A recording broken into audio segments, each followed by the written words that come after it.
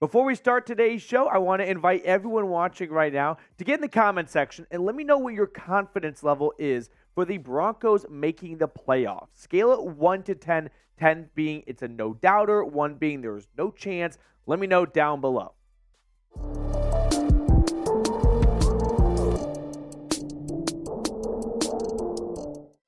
Playoffs? Yeah, we're talking playoffs on today's show. We're going to run through a playoff path for the Broncos. We're going to look at their schedule. We're going to look at the rest of the playoff map. Then I'm going to give you a bit of a rooting guide. And finally, I'm going to give you my predictions for the playoffs.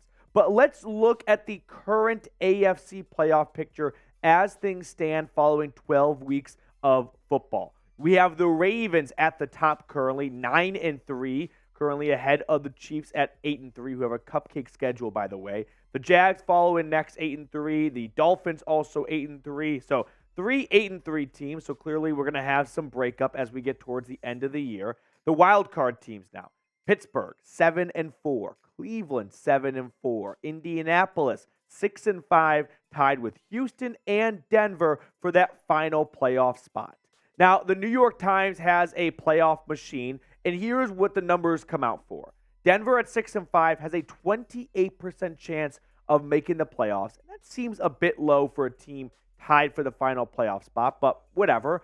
They have a 1% chance of winning the division, and I don't think they are going to win the division. Now, if we look in the history books here, if we're just striving for the bare minimum, right? If you're Denver and you're like, hey, just get me into the big dance, anything can happen, just get me the 7 seed here. Well, the 7 seed under the 7-team playoff format has seen a 9, 9, 8, 9, and 9-win team make it. So out of the 6, 7 seeds in the 3 years of the 7-team playoff, 5 of them have had 9 wins or fewer. Just the 2020 Colts were an 11-win team, which is crazy to think about that.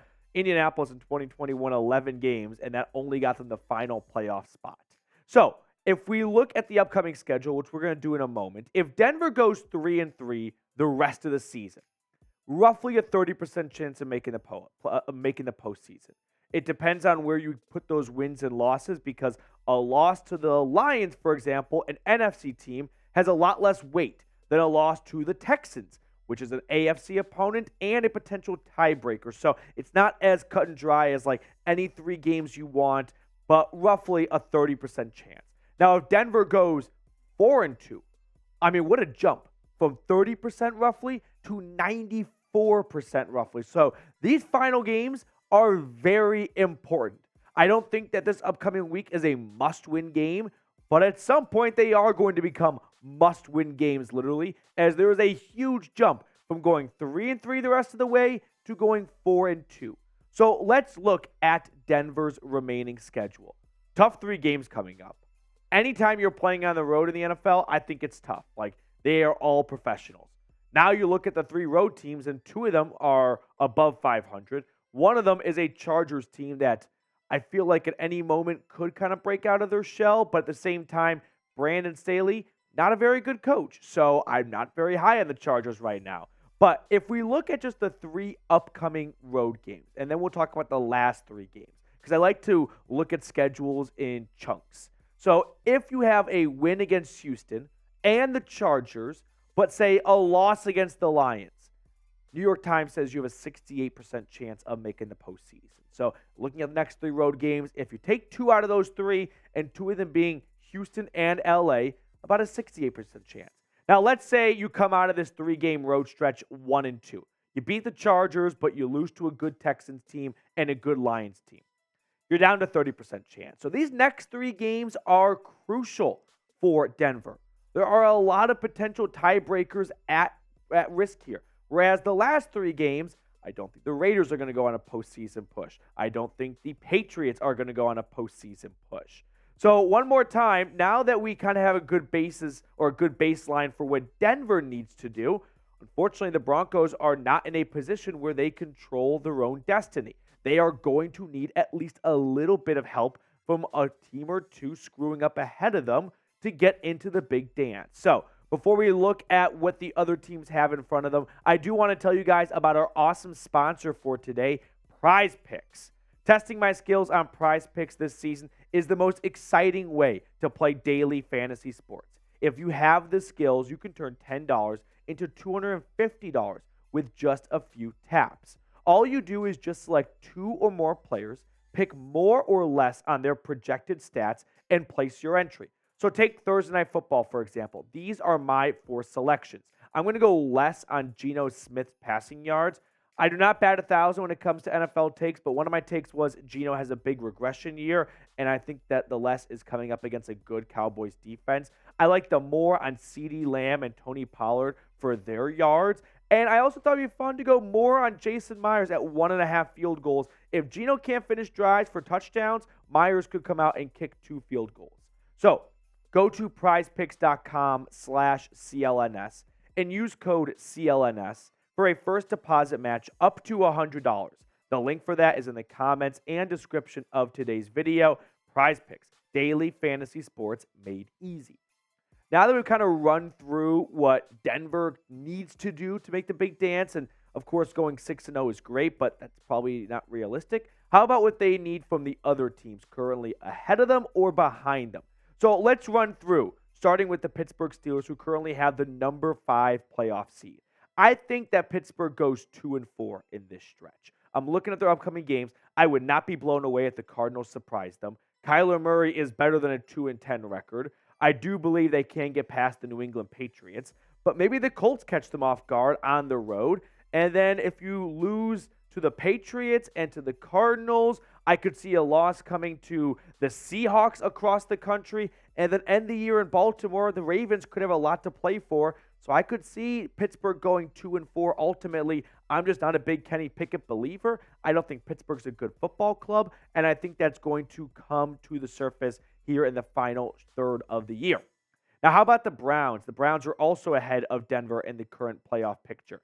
I think Cleveland's going to go 3-3 over the next 6 games. I could see them losing games like the Rams, the Jags, and maybe even the Texans. But I think against teams that they are better than, like the Bears and the Jets and the Bengals, with that defense, the Browns should be able to squeak out some ugly wins. So I could see Cleveland going chalk the rest of the way.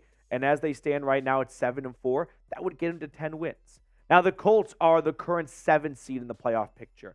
I just don't think Gardner Minshew is going to take Indianapolis to the postseason. And I think Gardner Minshew is better than advertised. But I think it's been a fun run. However, losing Jonathan Taylor to a thumb injury for the next couple of weeks might be too much for Indianapolis to overcome. So I bet the Colts go 2-4. Maybe they pick up a win against the Steelers, like I mentioned. Maybe they go on the road and beat the Falcons. Or how about a home win against the Raiders or a home win against the Texans? But I could see Mike Vrabel surprising them. I could see Indianapolis sleepwalking in Cincinnati against a good Bengals defense, right? I could see the Raiders, once again, by the way, coming to town when they had Carson Wentz and, an opportunity to clinch a playoff spot, and the Raiders catching them off guard. So I think the Colts go 2-4 the rest of the way. Now, the Houston Texans are the final team ahead of Denver currently in the playoff picture. I think Houston goes 3-3. Where are those 3 wins going to come from? Could happen this weekend, right? I mean, they're at home against the Broncos, but the Jets for sure. I could see them beating the Titans, maybe on Christmas Eve against the Browns, or they could simply sweep the Titans. But I think 3-3 is very reasonable for a average Texans team. And hey, for Houston to be average this year is a huge win in year 1 with C.J. Stroud. So give me more averageness throughout the rest of the year. I'll go 3-3 for H-Town. Now, Buffalo, they've got 5 games left. They have their bye this week, and then they've got a gauntlet. I mean, talk about going from Philly to Kansas City, home against the Cowboys. I don't think Buffalo makes the playoffs. I mean, at Kansas City, home against the Cowboys, end the year at Miami, go on the road to the Chargers all across the country, and they lost to the Patriots the first time. So, yeah, I'll go 2-3. Maybe they beat the Chargers and the Patriots, and maybe they just go chalk the rest of the way. But I don't think Buffalo is a playoff team. And my hot take is Sean McDermott is not their head coach next year. So now that we kind of ran through all the remaining playoffs or all the remaining schedules for the contending playoff teams with Denver for those wild card spots, because let's be honest, I don't believe Denver is going to overtake Kansas City for the AFC West. Here's my prediction. I believe we're going to have the Chiefs as the 1 seed at 14-3. The Ravens, the 2 seed at 13-4. Dolphins come in next at 12-5. Jags at 11-6.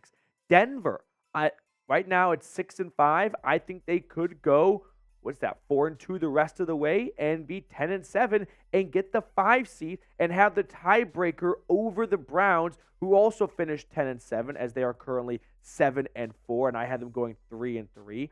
And then the Houston Texans, who I have going 500 the rest of the way. Well, at 6-5 for them, that would land them 9-8. So those are my 7 playoff teams out of the AFC. And for fun, I did the NFC as well. I've got the Eagles on top, although I think the 49ers are going to win this weekend.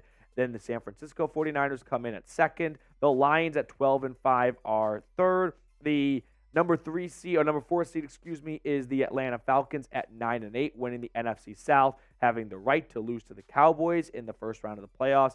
And then how about the Rams? I'm going to take Matthew Stafford, Cooper Kupp, Aaron Donald over the Packers and the Vikings as some of these last lonely NFC teams trying to find a wild card spot.